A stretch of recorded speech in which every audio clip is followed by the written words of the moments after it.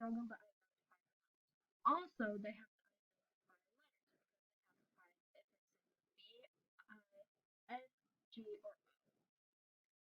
So this will be a great way for a family to work with their students to be able to work on those two skills.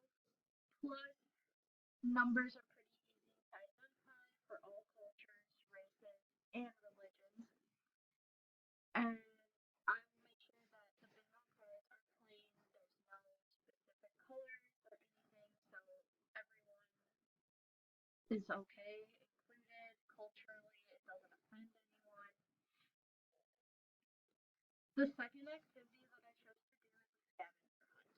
The materials you'll need are pre-made clues, a pen or pencil, a phone camera, or an iPad camera if a family does not have a phone that has a camera.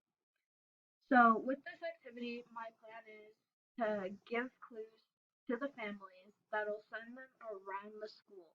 This is a great way for them to get to know the school if they're not very familiar with it, and it can ease anxiety about not knowing the school for the students. So, once they get that clue, they have to find something that fits within that clue. It can either be an object or a photo, something.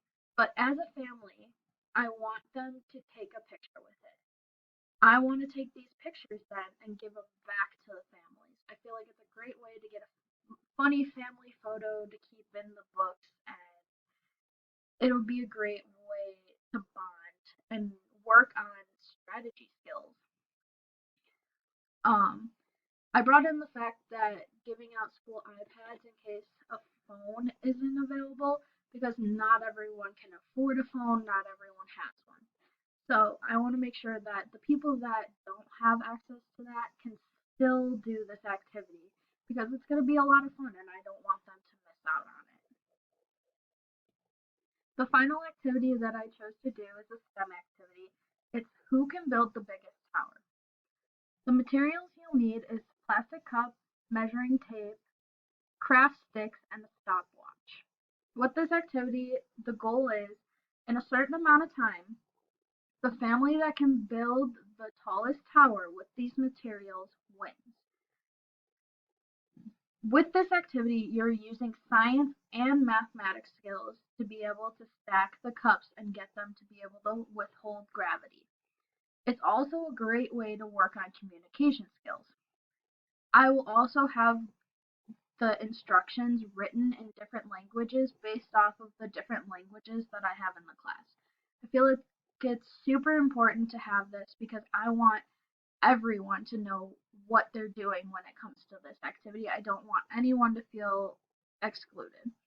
So having the instructions written in a different language so that everyone can understand is extremely important. Here's a general timeline of what I'm thinking of how long everything will take. So we'll start at 5 p.m. I want to have a couple opening notes, introduce myself to the family in case some people don't know who I am, and have everyone just be able to talk and get to know each other and make friends. I think that'll take about 15 minutes, shouldn't take too long. And I definitely want to get the families into the activities. So at 5:15, the families can go and pick their activities that they wish to do for the night. If they want to go do more than one activity, they are more than welcome to. Um, because I want to give them the full experience of being able to do activities with their kids because sometimes they're busy with work and they don't get the opportunity, and this might be their one opportunity to do that. So the end time for that will be around 6:30. Like I said, it's an estimate. Sometimes things take less time, sometimes things take more time. But once it hits around 6:30, I just want to finish up the activities that they're on and give some closing notes before the families leave and just hear their feedback also because I feel like their feedback is important because then I can build on family nights in the future. After all the families leave, I will then clean up the classroom, make sure that it's clean for when the kids come back the next day. Here's the poster that I designed for this particular family night. I wanted to make sure that it had little candies so they know that it's candy themed. I made sure to put my information on it so that they can RSVP. I want to know how many people are coming so I can plan for food and drinks and that kind of stuff. Um, these flyers I'll make sure to print and email because not everyone has email, so sending them both forms is extremely important. Finally, here are the 3 resources that I used.